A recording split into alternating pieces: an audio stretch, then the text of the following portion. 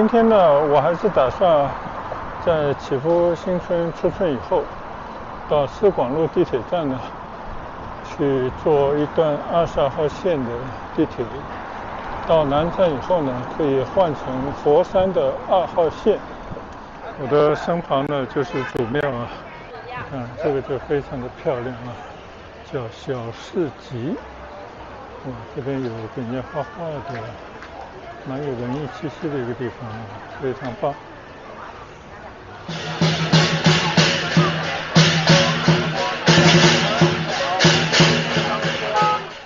在开阔的河滨边上呢，就是关帝庙。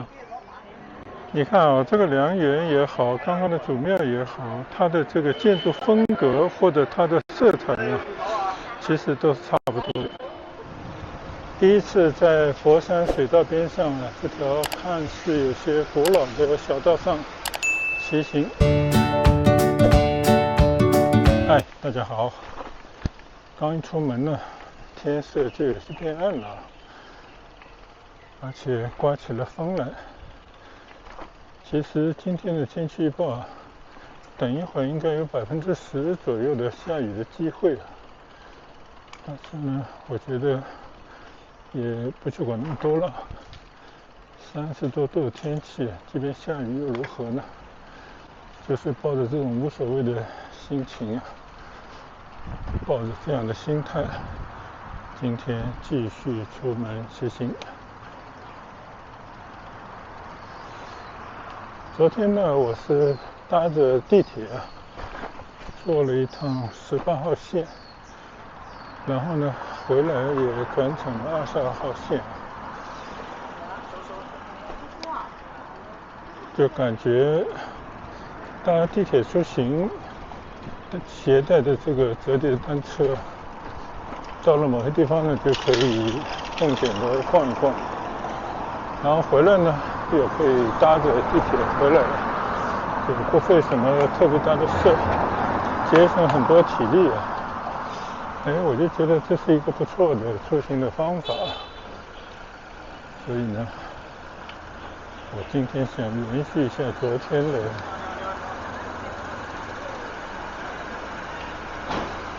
坐地铁骑行的这样的一种方式，再去走一遭。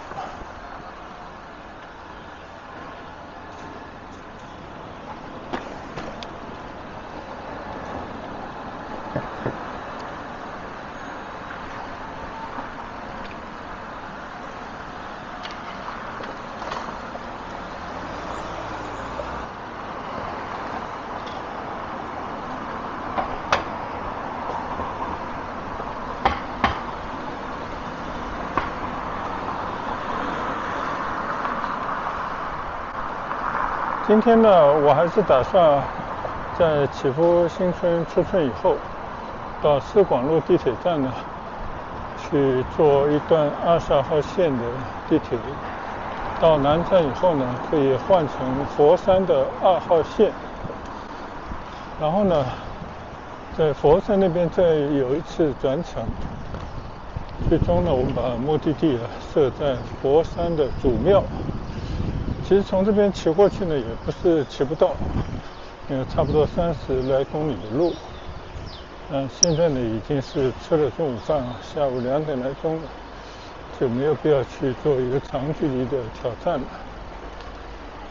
那我想呢，到了佛山祖庙去逛一逛佛山的这些街区，其实也有相当长时间没去了，我觉得应该也是蛮好玩的。然后根据情况呢，再可以选择佛山的其他的地点骑一下，实在不行呢就原路返回啊，我觉得也没有什么问题。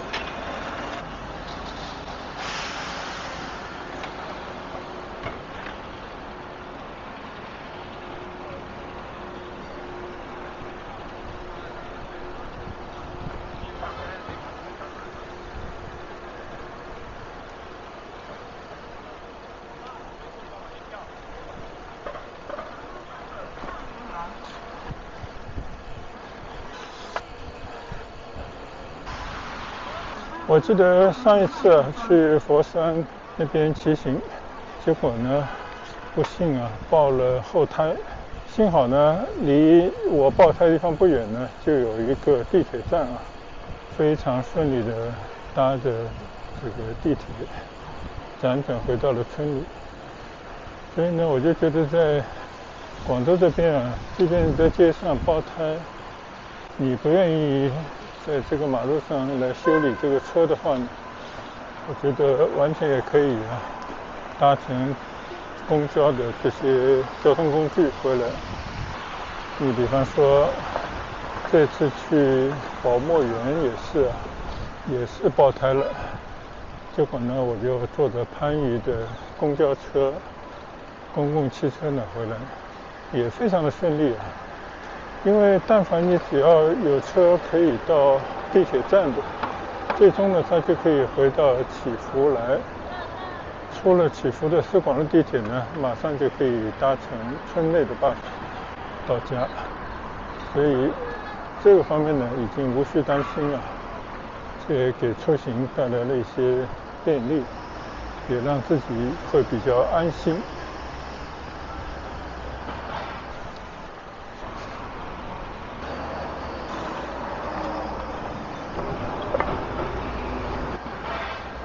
好了，现在呢我已经到四广路地铁站了啊，这一段呢就先告一段落。到了佛山以后，再来跟大家分享。现在呢，我已经在四广路地铁站里面，从这边呢到南站就一个站，到那边呢再换乘佛山的号线。我看车马上就到了，还有1分钟而已。好，我们从这边出发。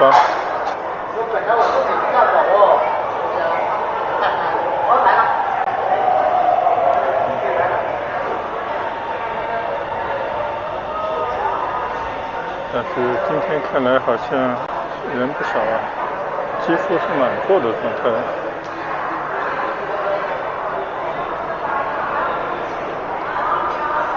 就一个站就到了广州南站，现在呢上去找佛山的线。我记得要在南站里面走相当段路才可以到。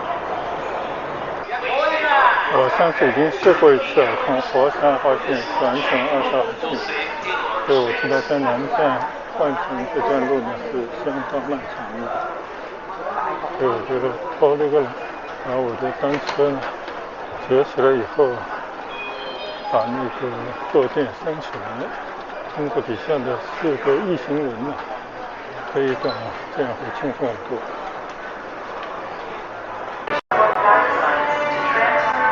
经过南站，在地下通道走了接近1000米，现在来到了佛山号线的站台。刚刚有一班车开走，这个站台呢两边都有车辆，但是乘车的应该只有一边。下一班还是这个方向吗？对，是的。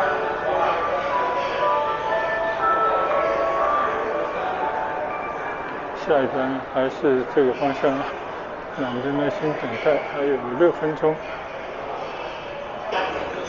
就是这个站台上给大家坐一坐的凳子还是不够多。7号站台啊，列车已经到达。我看看我要坐多少个站，要到葵齐路换广佛线到祖庙。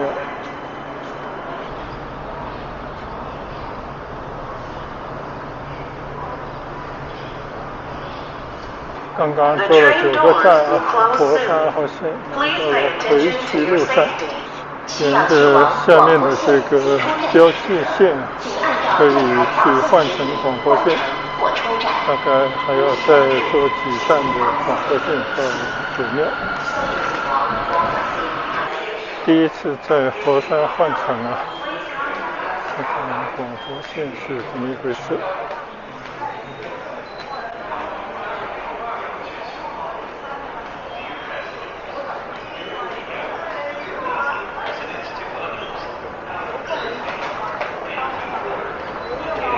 看来不用出站就可以换乘。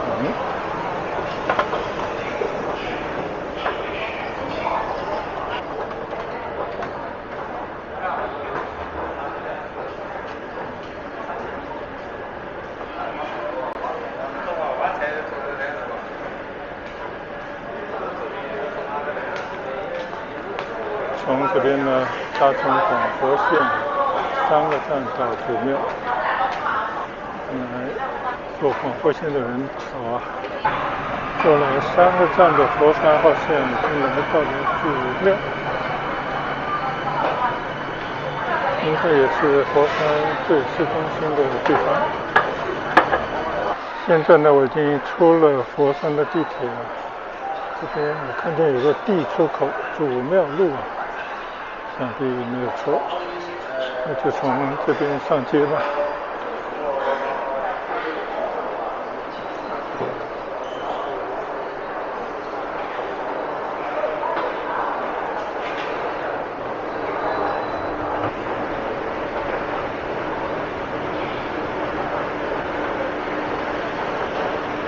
现在呢，已经来到了佛山的街上了。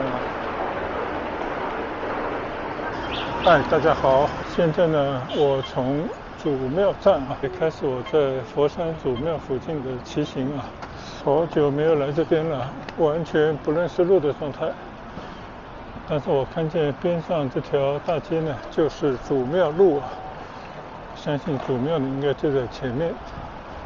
那我们就顺着祖庙这边呢去骑行转一转啊。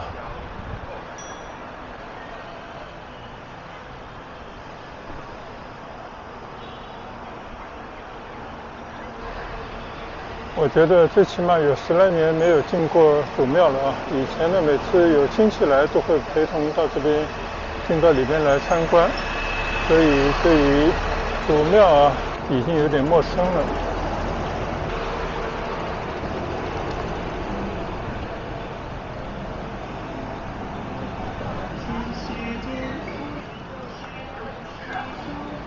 我的右侧呢，就是祖庙的院墙，那个标志性的门洞呢，还跟记忆当中啊完全一样啊。很多人在祖庙门前照相留念。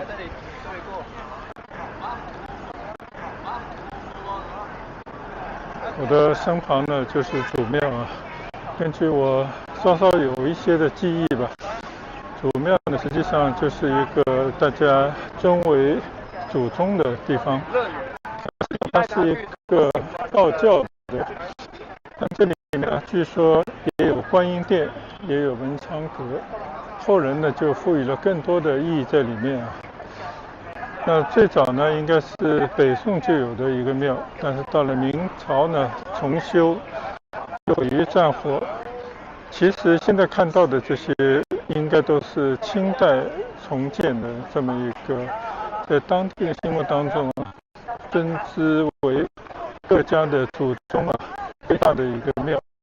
因为广东的文化呢其实都是从北方来的，所以这个祖庙呢又称北帝庙啊，就是北方的这一个，应该说中国道教尊为神仙的这么一个玄武大帝，也叫北帝啊。根据我自己对这方面记忆啊不是很多的一个理解，祖庙大概就这样啊。但是我今天呢没有时间进到里面去参观，我只是围着这边看看佛山的城区啊，因为这边应该就是佛山的主城区，也是市中心。好，那么就到这边来打卡，我们就围着这个祖庙周围的街道随意的转转吧。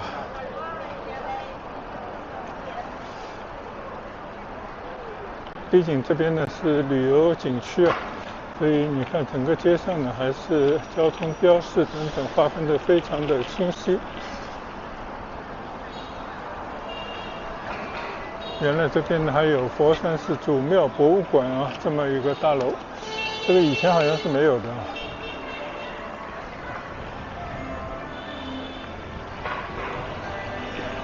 这边的地上呢也给你做了一些划分啊，骑行道呢就是骑行道。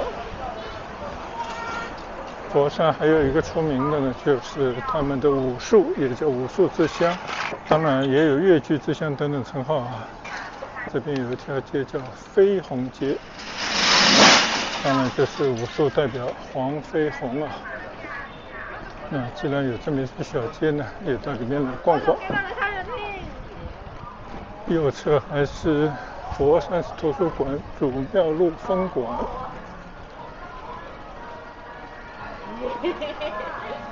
这是一条石板街，还保留着或者是修复如旧的一些仿古的建筑。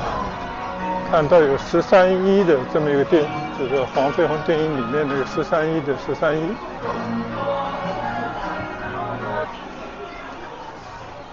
这古色古香的一些店啊，都是佛山当地的一些美食。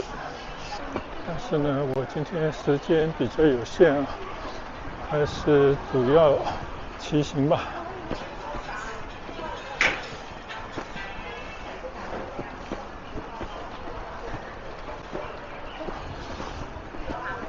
这边呢有一个类似上海新天地那样的，叫岭南天地啊，其实相当不错。以前曾经到里面来走过，看看能不能进到里面去稍稍的转一转啊。应该是最有商业活力的一个区域。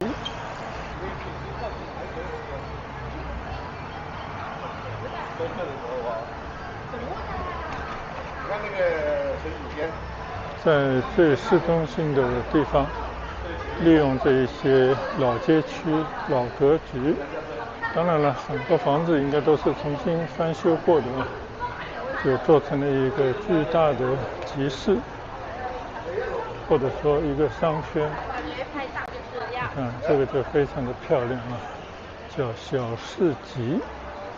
哇，这边有给人家画画的，蛮有文艺气息的一个地方啊，非常棒。到里面稍稍来打扰一下啊，这个很美啊。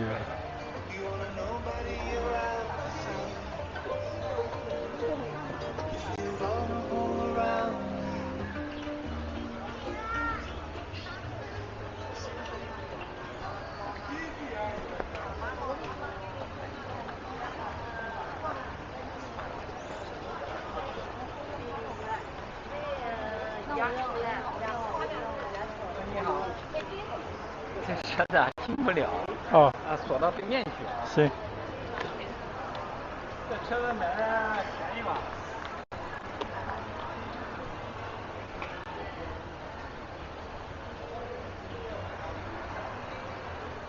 还没进来逛啊，就被一个保安非常客气的劝阻。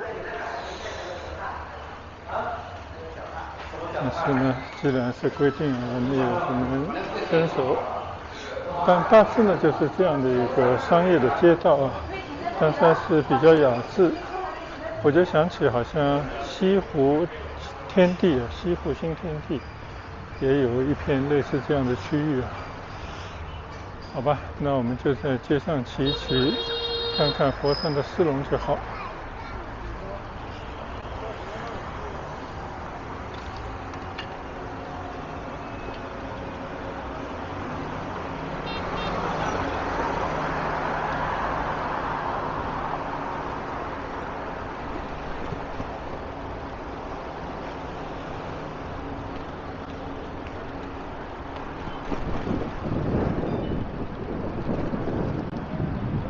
岭南天地新里，那是不是还有旧里呢？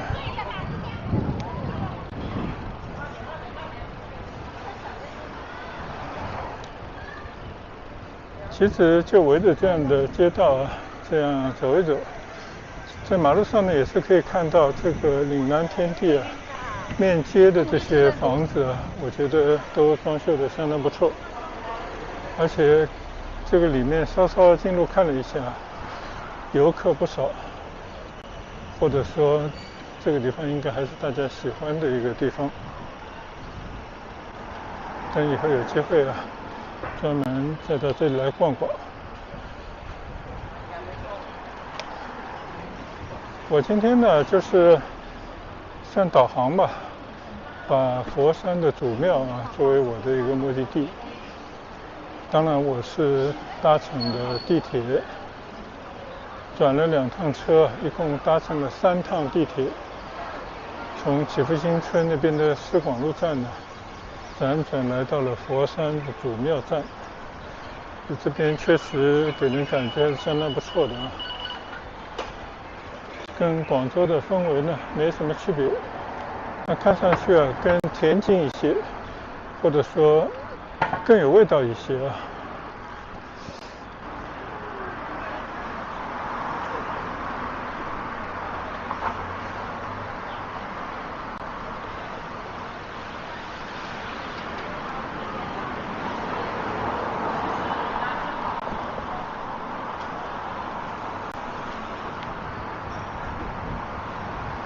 看啊，这边开的店，韩文的店不少，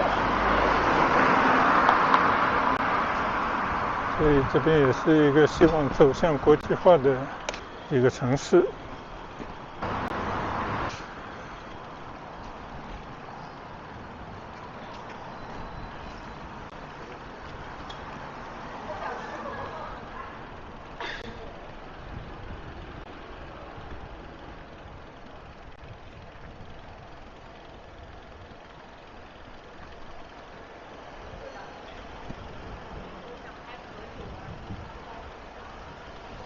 很美的小街道啊，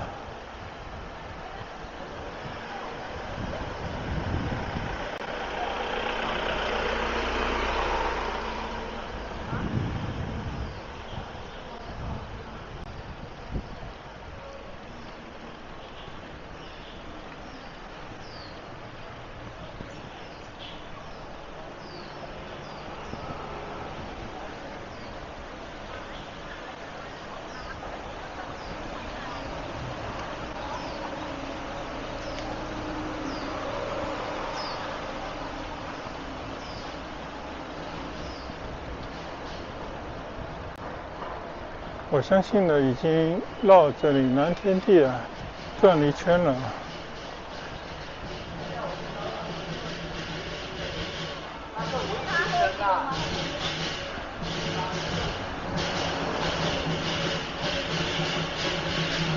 听到锣鼓声，好像有人在舞狮。果然是啊。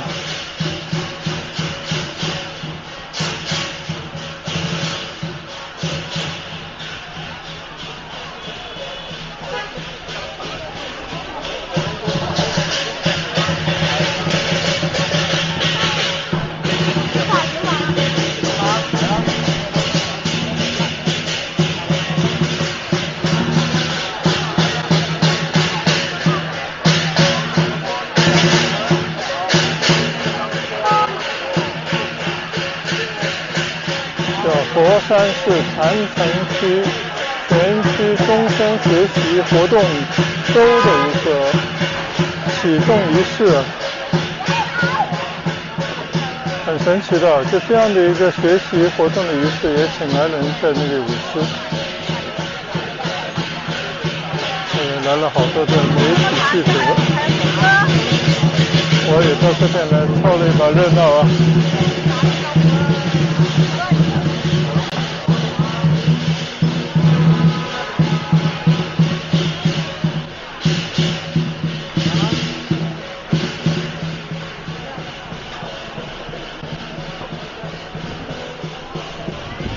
运气不错啊，还看见人家舞了一会儿狮子。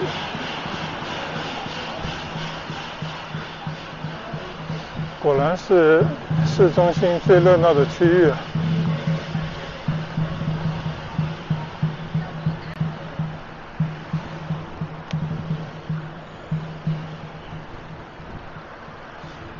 好，我已经围了这个岭南天地环绕一周了，现在呢，我要去找一个这边的一个园林，也是广东四大名园之一的良园。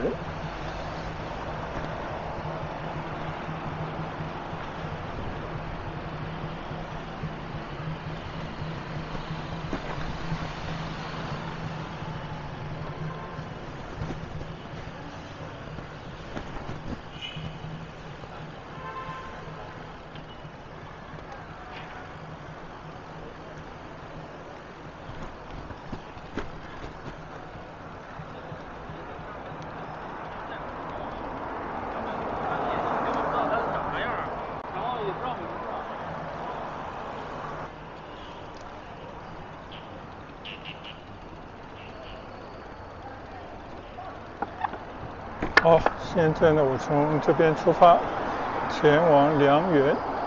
当然今天也不会进去啊，也是到那里打卡就算了啊。从这边过去呢，差不多1公里。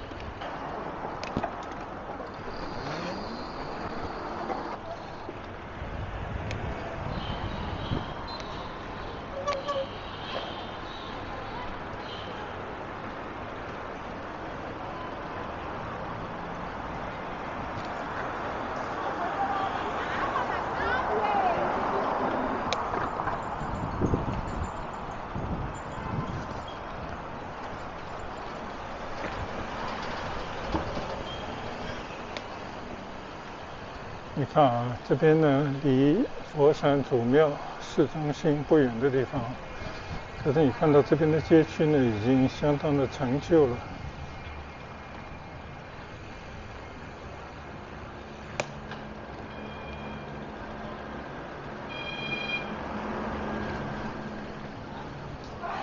所以，任何一个城市的老区呢，现在都面临着一个改造的困难啊，因为这边的人口密度实在太大，所以我相信呢，政府宁可投入巨资啊，去改造一些更空旷的地方，建一座新城，也不愿意费太多功夫呢来改造的旧城区。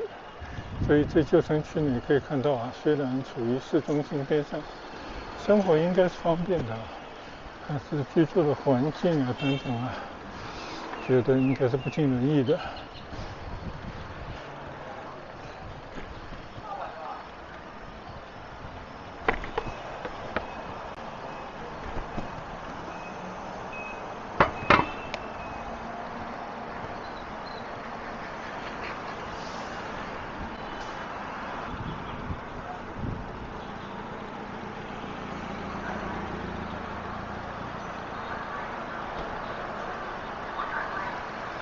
左侧呢有一个教堂，基督教塞恩堂。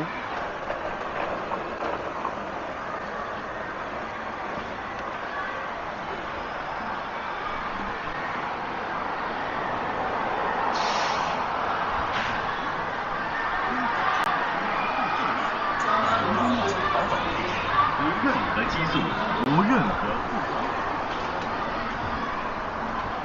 已经看到了良园在马路的右侧。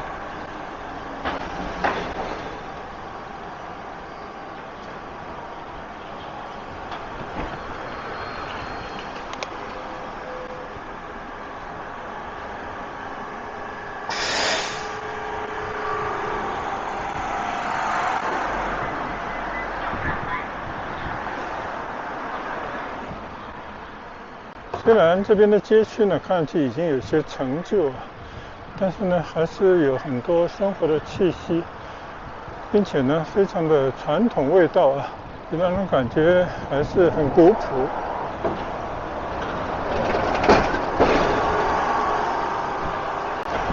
良园呢就在150米的左侧了，号称广东4大名园之一，是由这边的望族梁氏的族人啊，据说在清朝的时候都是做官的，一家几口呢都是一些保爵之士，就在这边置业啊，建了一个非常漂亮的园林，里面呢其实也是小桥流水啊。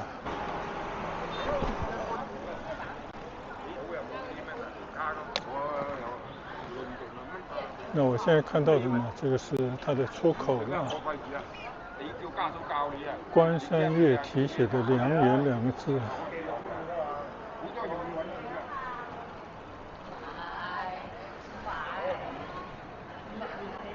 你看啊，这个良园也好，刚刚的祖庙也好，它的这个建筑风格或者它的色彩啊，其实都是差不多的。因为佛山呢是一个瓷都啊，陶瓷之乡，所以你看它有很多这种陶瓷做的工艺品啊，在屋顶上，尤其是主庙啊，这些传说中的人物刻画的栩栩如生的。你看啊，这边呢有个佛山良缘片区的导览图，有很多的地方可以看啊。以后有机会我们再来。良缘边上呢还留了一些古建筑，或者呢是修旧如旧的一些传统样式的建筑物啊，所以看上去呢还是蛮好看。正对着呢就是良缘的入口啊，这边呢就是门前的一个广场。好，到此游吧。等以后有空的时候，特别是如果有朋友自远方来啊，就可以到这边来打卡，参观一下广东的园林，和这些江南的园林呢异曲同工啊。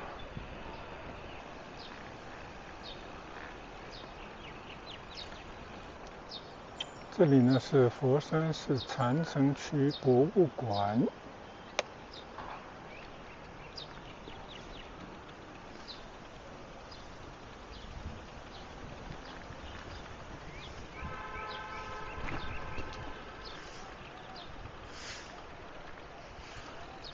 良缘的侧门写着岭南第一园。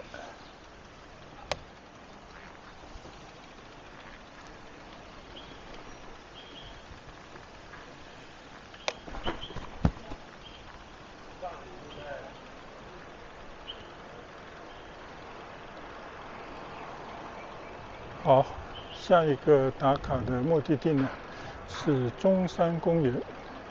顾名思义呢，当然就是为了纪念孙中山建的公园。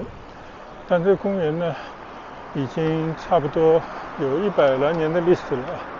据说是1928年，为了纪念孙中山建的一个公园，经过很多次的建设，现在呢已经成了一个老百姓啊可以在那边休闲的大公园了。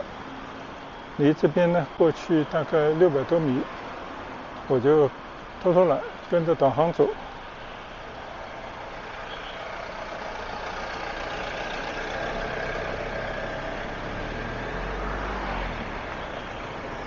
从松风路呢右转到高基街，继续在老城区这些老街道啊穿行。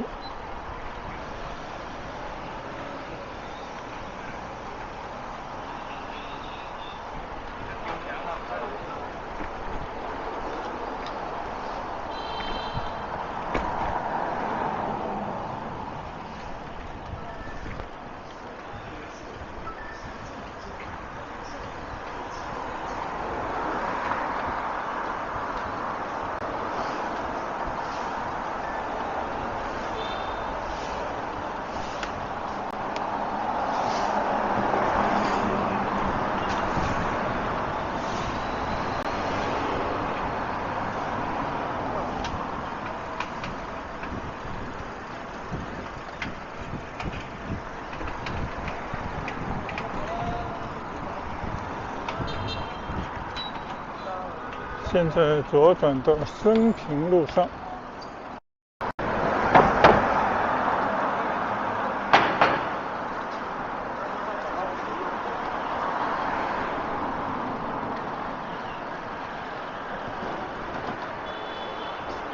老城区的边上呢，也在进行一些商业的开发。我看这个左右啊，都在建那种商业广场。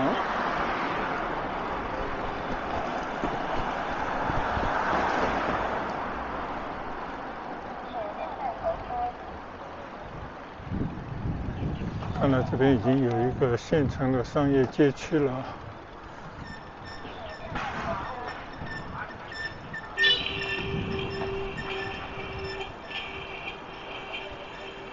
骑上一座桥，正对着呢就是中山公园了。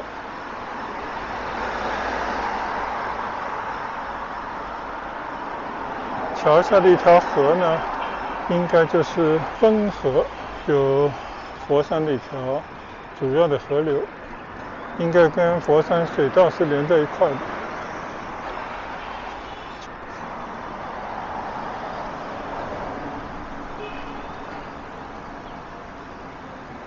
对面呢就是中山公园啊，可惜单车肯定不让进，我真的从这个门进去，那个门穿出就好了。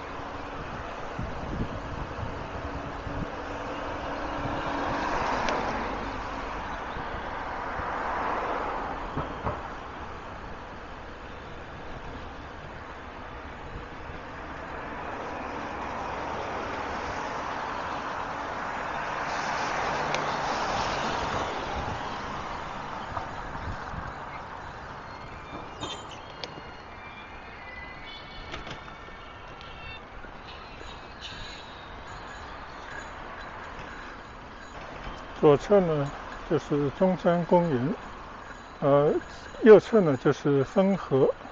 我们也到这边来看一看这条河流啊，好像也在这边分叉了。对面呢有个关帝庙啊，左侧呢有一座非常漂亮的升平桥，这个桥很漂亮啊，风景非常好的地方。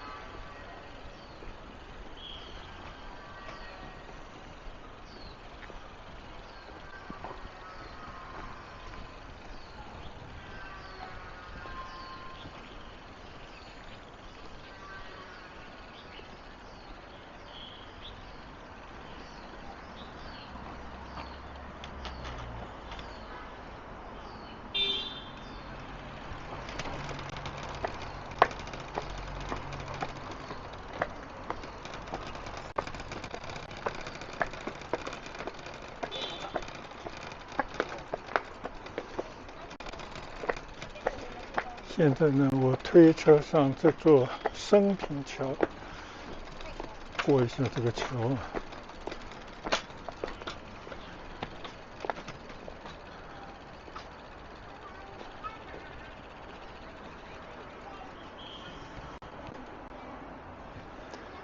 刚刚看到的对面的关帝庙，这边是一个丁字河道的地方。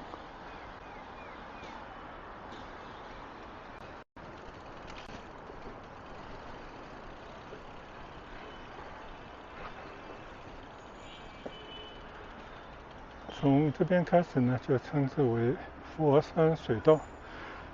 我就想着顺这个水道啊，看能不能一直骑行到千灯湖去啊。我从地图上看呢，应该是有道路相连的。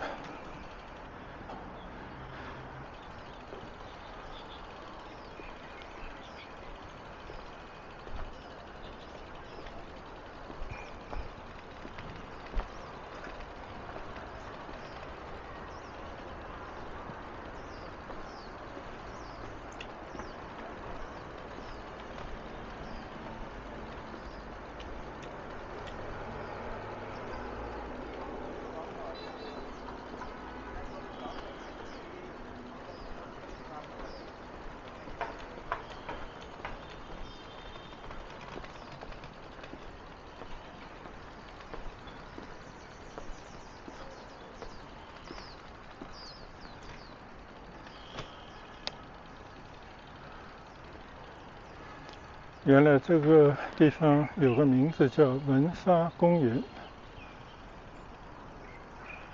对面的一块碑上面写的分流古渡。那这个桥呢，就是升平桥啊。先在这边转一转看看。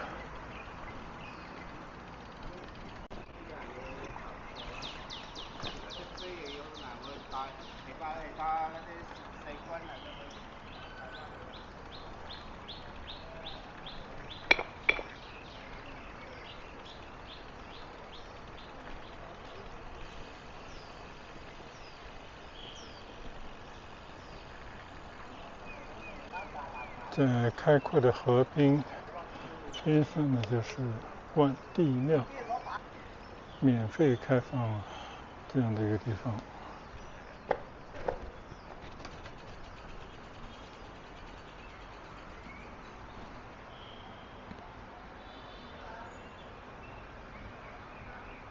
虽然是后面建造的，但是完全是传统的建筑风格，天地正气，非常漂亮的一个院落。这个屋檐做得非常漂亮啊，叫水上关帝庙。好，我就打卡就好。门前呢还有个香炉，供那些信奉的人呢，可以在这边插香。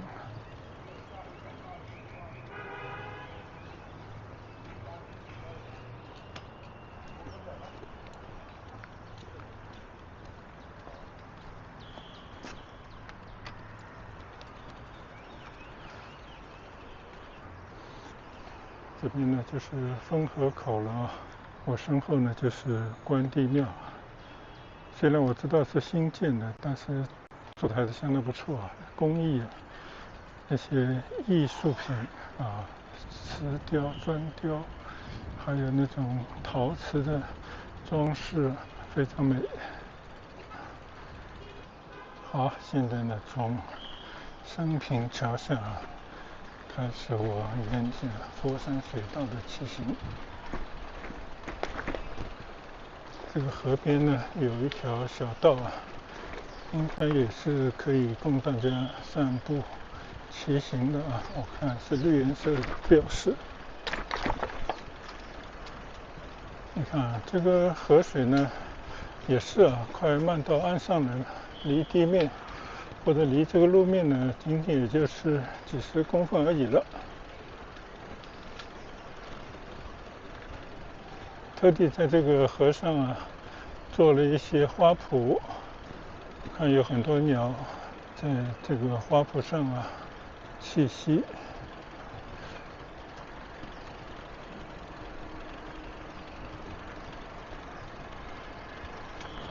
我也不清楚啊，这条路通不通，可以去到哪里？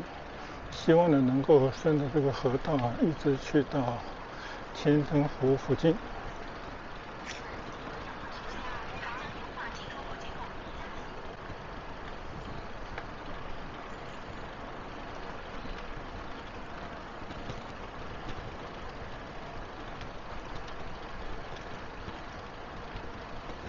每当呢到一个陌生的地方啊，比方说今天来到佛山，虽然佛山久仰大名，但是呢到这样的街道边上来走一走还是平生第一回。因为这种岸边的小路啊，平时不可能来到这里的，所以今天也算是有幸啊，坐着地铁来到这边也不怎么费力，就当一次休闲小旅行了。好，这边呢必须要推车上桥。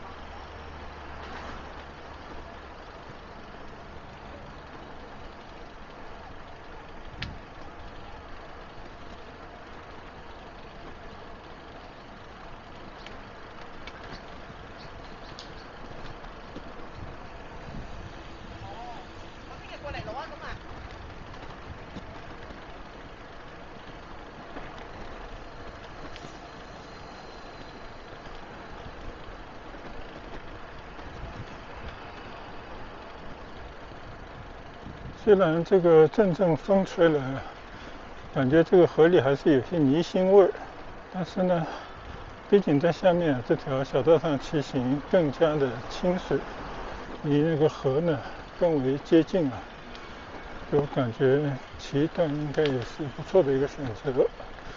虽然这条路呢它断断续续啊，时不时可能有些台阶，但我觉得也无所谓啊。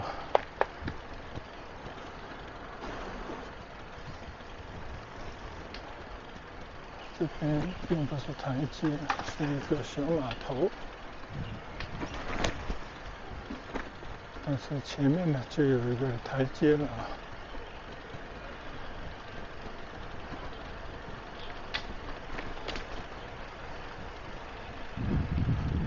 我看到这个上面的马路右侧呢，都是一些非常普通的老房子了。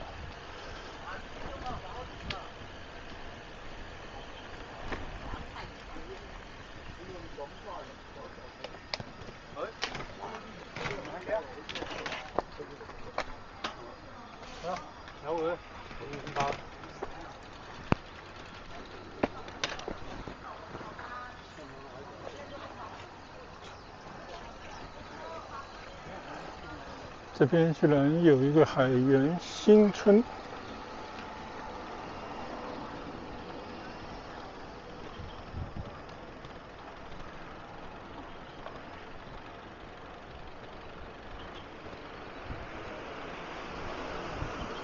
你看啊，右侧这些还像农村的房子，很简陋啊。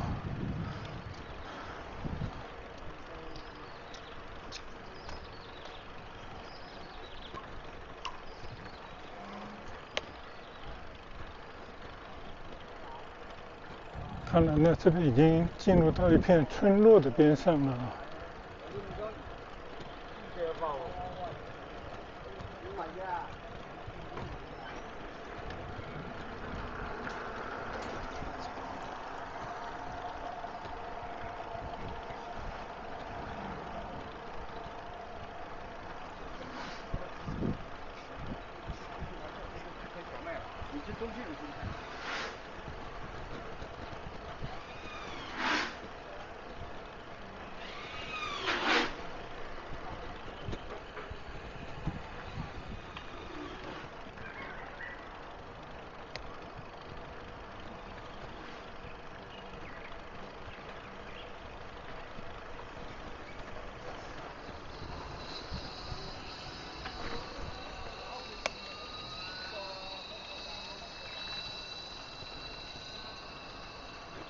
经过一处水闸，前面呢有一座大桥。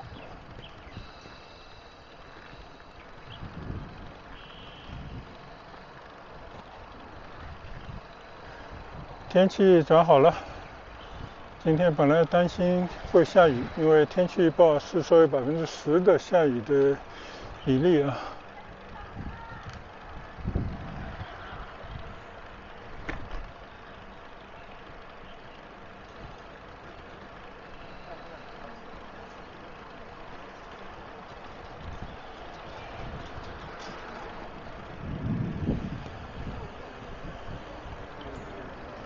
穿过一座大桥啊，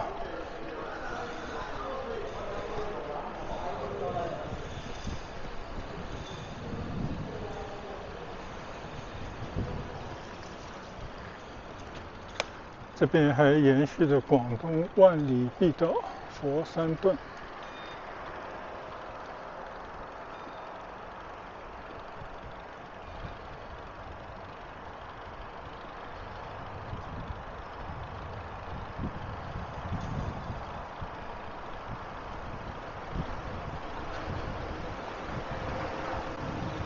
第一次在佛山水道边上啊，这条看似有些古老的小道上骑行，边上那些房子呢，貌似都有些年头啊，或者可以说年久失修了。但是呢，从这边穿越而过，等一会儿说不定就会有一片新的天地。我觉得这种经历还是蛮奇妙的。然后呢，也可以看到啊，这个边上也有一些比较新的住宅了。看来今天选这条路啊还是不错的，起码它走得通。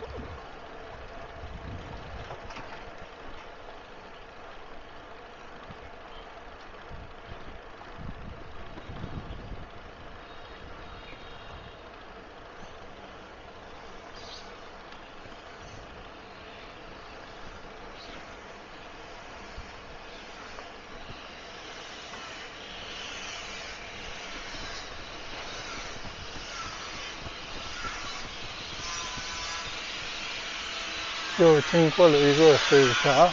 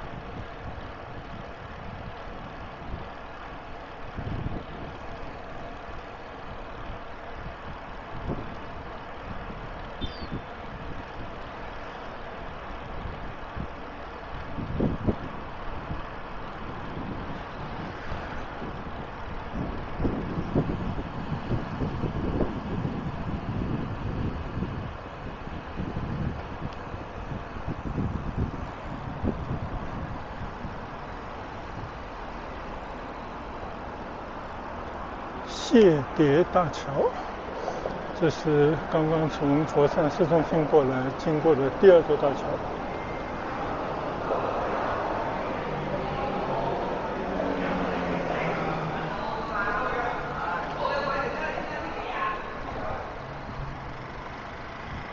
看来这个呢，已经到了一个江啊拐弯的地方了，我就顺着这个拐弯继续骑行。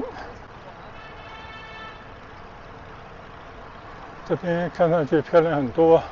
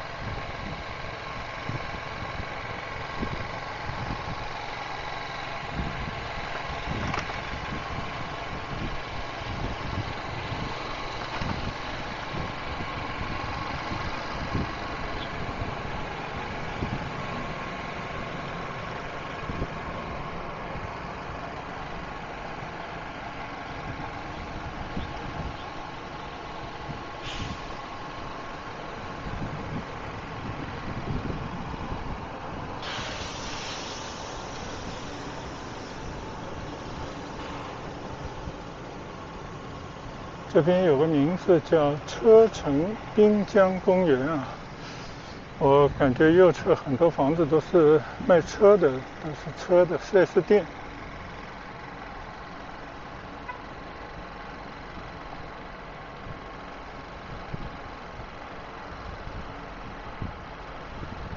前面呢又是一座大桥，叫立桂大桥。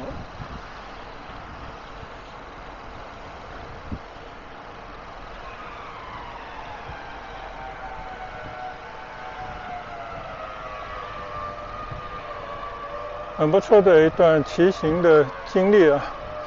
今天从家搭着地铁转了几趟车，来到了佛山的主庙站，在那边呢到岭南天地稍稍的去转了一圈，然后骑到了4大名园之一的良园，再从良园呢来到了这里，前方呢是丽桂大桥。因为我看已经录了相当长一段时间了，我就打算呢在丽桂大桥跟前呢结束我在佛山第一段的骑行。我们等一会儿继续骑行和大家分享，一会儿见。